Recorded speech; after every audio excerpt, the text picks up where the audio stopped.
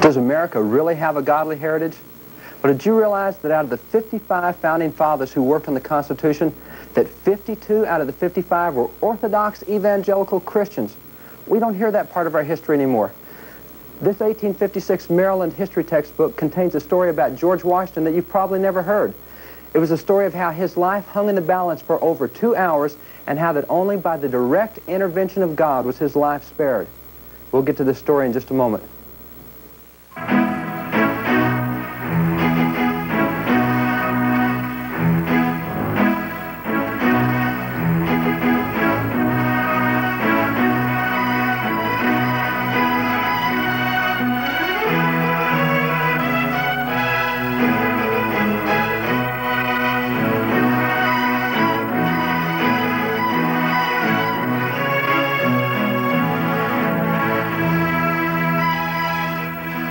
This 1856 Maryland history textbook contains a story about George Washington that once appeared in virtually every student text in America. We haven't seen it in the last 40 years, but this story deals with George Washington when he was a young man, only 23 years old. He was involved in the French and the Indian War. Now, the French and the Indian War happened about 20 years before the American Revolution, and it was the British against the French, and the Americans sided with the British, and most of the Indians sided with the French. Now, Great Britain and France have been arguing over who owned the colonies. They both claimed that they owned the colonies. They were unable to settle it diplomatically, so Great Britain decided to send 2,300 hand-picked veteran British troops to America with General Edward Braddock to chase the French out of America. Well, they arrived in America, in Virginia, and George Washington was the colonel of the Virginia militia. And he and 100 buckskins joined in with General Braddock to go chase the French out. They divided their force into two, and so General Braddock and George Washington and 1,300 troops marched north toward Fort Duquesne. Now, we now call that Pittsburgh, but then it was a French fort. They were marching toward that fort to expel the French from the region. They were 7 miles from the area. They were going through a wooded area, ravines, and they got ambushed. They'd walked right into an ambush, and the French and the Indians started opening fire on them from both sides. Well, these were British veterans. They knew exactly what to do. The problem was they were veterans of European wars. And in the European wars, what happened was you got out on an open field. One army got at one end, the other army got at this end. They looked at each other, they aimed at each other, and they fired. That was European warfare. It was all open. And here they were in the Pennsylvania woods, the French and the Indians up in the tops of trees and behind rocks and under logs. So when the British were open fire on, they started lining shoulder to shoulder in the bottom of the ravine, which led to a butchery. For over 2 hours, they were slaughtered in the bottom of that ravine. It was such a lopsided battle that at the end of 2 hours, out of the 1,300 British and American troops, 714 had been shot down. Only 30 of the French and Indians had been shot down. There were 86 British and American officers involved in that battle, and at the end of the battle, George Washington was the only officer who had not been shot down off his horse. He was the only one left on horseback. Well, after the 2-hour battle, they retreated and went back to Fort Cumberland in northern Maryland. And when they arrived there on July the 17th of 1755, and the next day, George Washington wrote his mother and his brother a letter telling them about the battle. And those letters were contained in the textbook. And Washington told them, he said, after the battle was over, he said, I took off my jacket. He said, and I had 4 bullet holes through my jacket, but not a single bullet had touched me. He said, when I brushed my hair, he said, I had bullet fragments in my hair, but I've not been scratched. He said, I had several horses shot out from under me, but I was not harmed. He said, God's hand was on me, God protected me, and God kept me through that battle. Now, that's an interesting story, but that's not where it stops. The text continues to go on and say that 15 years later, now time of peace, 1770, that George Washington and a close personal friend, Dr. Crick, returned to those same Pennsylvania woods. And an old Indian chief from far away, having heard that Washington had come back to those woods, traveled a long way just to meet with Washington. He sat down with him face to face, and over a council fire, he told Washington, he said, you don't know me. He said, but 15 years ago, you and I were in this woods together. He said, I was the chief in charge of the Indians you were fighting that day. He said, we saw you riding through the woods, knew that you were one of the leaders, and knew that if we could kill you, we could scatter the troops. He said, so I told my braves to single you out and fire at you. He said, I personally fired my rifle at you 17 different times. He said, when we saw that none of the bullets were having any effect on you, he said, I told my braves to stop shooting at you. He said, I've traveled all this way just to meet the man that God would not let die in battle. Now, that's an amazing story. Couldn't you enjoy American history with stories like that? Well, that's the way American history textbooks used to be. There's so many things that we don't hear anymore. For example, Patrick Henry. We're told now that our founding fathers are atheists, agnostics, and deists. Well, look at this statement by Patrick Henry. Now, we know Patrick Henry, he's famous now for the statement, "Give me liberty or give me death." But in old years, he was famous for a different statement. The statement he made was this. He said, "It cannot be emphasized too strongly or too often that this great nation was founded not by religionists, but by Christians, not on religions, but on the gospel of Jesus Christ." Now, that's a strong statement. That's not very pluralistic. That's right to the point, and that's what used to appear in the textbooks. An indication of that would be this book from March of 1825. It's by the American Tract Society. Now, the American Tract Society still exists today in Garland, Texas, and they publish gospel tracts and gospel literatures for soul winning, for evangelization. Well, they existed in the early 1800s, and in March of 1825, they decided they would take all their tracts and bind them together into one volume. This is volume 1 of the American Tract Society tracts. And as you go through this, it's fascinating to read the tracts and to read the Bible verses and to read the messages they have. But it's even more fascinating to see who it was that was writing the gospel tracts. The same men that signed our founding documents were writing tracts for the American Tract Society. And as you get into the beginning of the book and look at the executive board of directors for the American Tract Society, you find that the American Tract Society was started by the founding fathers, as was the American Bible Society, as was the Philadelphia Bible Society, as was the Christian Constitutional Society. So many other groups that still exist today in America were founded by the founding fathers. Well, another famous founder was John Quincy Adams. Now, John Quincy Adams was an early president. He spent 18 years in the House of Representatives. He was Secretary of State. He had a whole list of accomplishments. But before we look at what he said, I want to look at education as it was at the time of the founders. This is a textbook from 1795. It's called the New England Primer. Now, the New England Primer was first introduced into America in 1690, and for 200 years, this was the textbook of America's schools. If you went to schools in America, you learned to read from the New England Primer. We would now call it a first grade textbook or first grade reader, but they didn't have grade levels then, so they called it a primer. Now, as you get into the primer and look at what was taught in America's schools for 200 years, they start out with the alphabet, and they go through the alphabet, and they show students how to make 1, 2, and 3-letter syllables and how to put those syllables together to make words. And then about a fourth of the way through the book, they come back to the alphabet. And this time they take the alphabet and they add a phrase to each letter of the alphabet, and the students memorize those phrases. Now let me read you the phrases that comprise the alphabet of America's schools for 200 years. Notice that every one of these phrases is a Bible verse. It says, A wise son makes a glad father, but a foolish son is the heaviness of his mother. B, better is a little with the fear of the Lord than great treasure and trouble therewith. C, come unto Christ, all ye that labor and are heavy laden, and he will give you rest. D, do not the abominable thing which I hate, saith the Lord. E, except a man be born again, he cannot see the kingdom of God. And right on through the alphabet. Now that was the alphabet of America's schools for over 200 years. And as you got on into some of the lessons, notice one of the lessons. Who's the first man? Who's the first woman? Who's the first murderer? Who's the first martyr? Who was the first translated? Who was the oldest man? Who built the ark? Who's the most faithful man? The meekest man? The most patient? Sounds like a Sunday school lesson. That was a lesson in America's schools for 200 years. And as you got into the back of the book, there were several questions here. And remember, this is first grade reader, first grade questions. Questions like this. What's the fifth commandment? What's forbidden in the fifth commandment? What's the reason annexed to the fifth commandment? What's the sixth commandment? What's required in the sixth commandment? What's forbidden in the sixth commandment? Right on through. Now that was the foundation of America's schools for 200 years. Now think of John Quincy Adams. He went through this type of educational system, as did all the founding fathers. But imagine this. When John Quincy Adams was 14 years old, under this system of education, he received a congressional diplomatic appointment overseas to the court of Catherine the Great in Russia.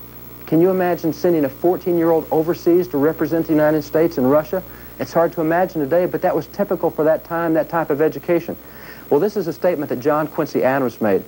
He said the highest glory of the American Revolution was this, that it connected in one indissoluble bond the principles of Christianity with the principles of civil government.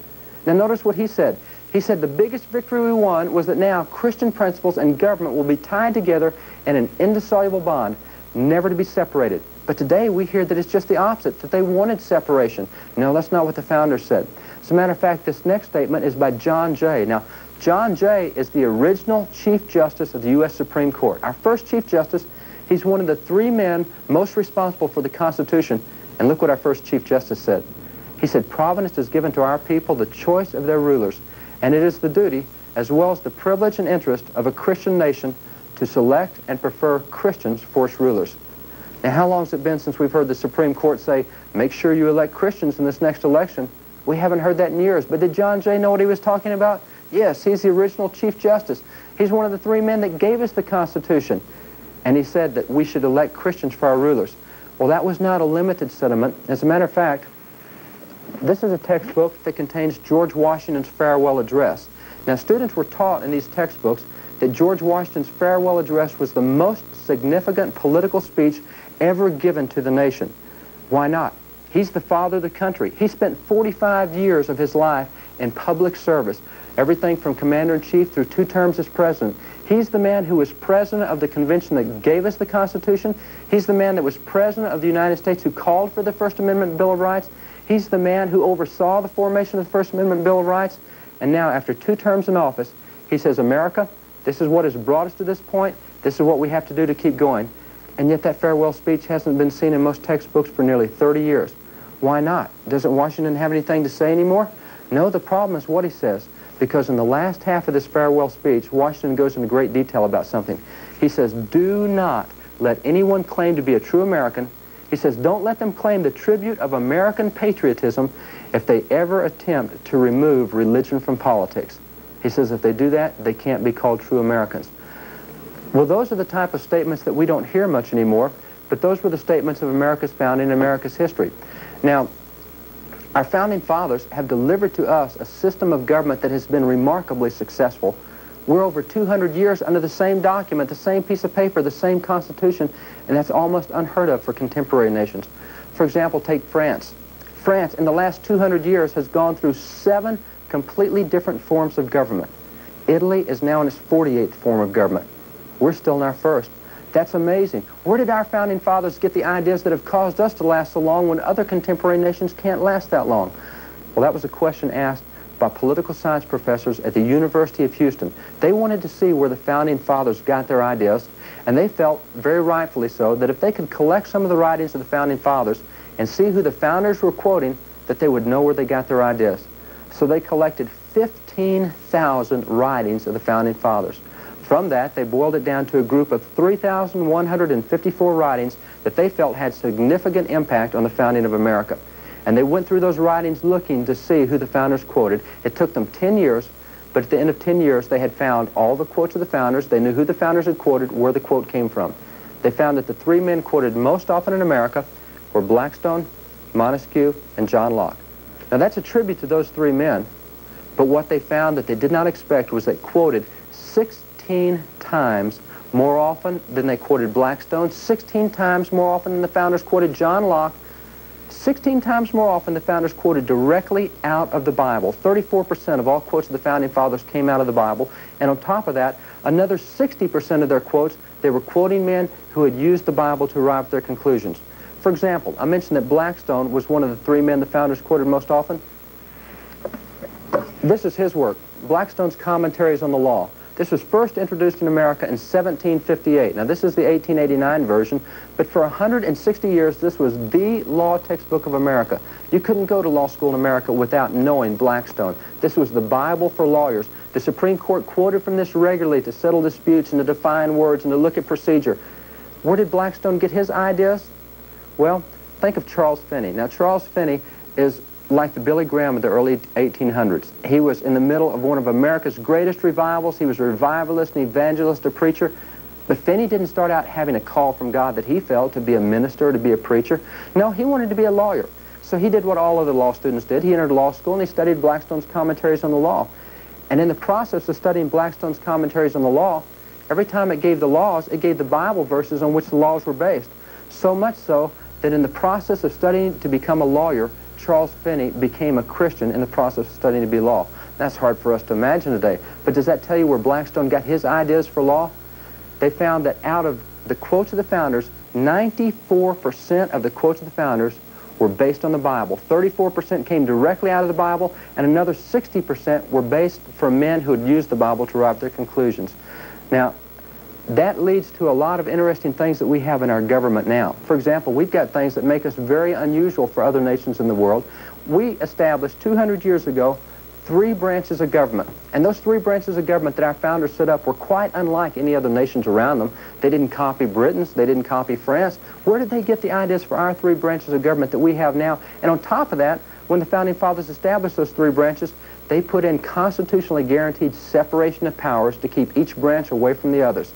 Well, the idea for the three branches of government came from Isaiah 33:22. And the idea for the separation of powers the founders found in Jeremiah chapter 17. The ideas that have been so unique that has caused America to last for so long were ideas that the founders took directly out of the Bible. For example, another one, tax exemption for churches. The founders gave tax exemptions to churches at their early days. So where did the founders come up with an idea like tax exemptions? They found it in Ezra 7:24. It's amazing to read the early records of Congress and see how many times a congressman came onto the floor of the House or the Senate and said, look what I found in the Bible. They would discuss it on the floor of the House and Senate, they'd vote on it, and they'd put it in the government with a statement that said, well, if it's in the Bible, that's what we want in our government. Now, that's the type of heritage we have, but we don't hear much about that anymore. Do you know, the favorite book quoted by the founders, the book quoted more often than any other books, was Deuteronomy? Now, Deuteronomy is not your light reading book. That's not your devotional type book. They were students of the Bible. They were students of the Word, and they even knew the tough books. Now, this was so well understood in the early years that the Supreme Court continued to rule in that intention, keeping God's rules at the basis. For example, notice this case from 1892. Look what the Supreme Court said. It said, our laws and our institutions must necessarily be based on and must include the teachings of the Redeemer of mankind. That's a strong statement. And they continue. They said it's impossible for it to be otherwise. In this sense, to this extent, our civilizations and our institutions are emphatically Christian.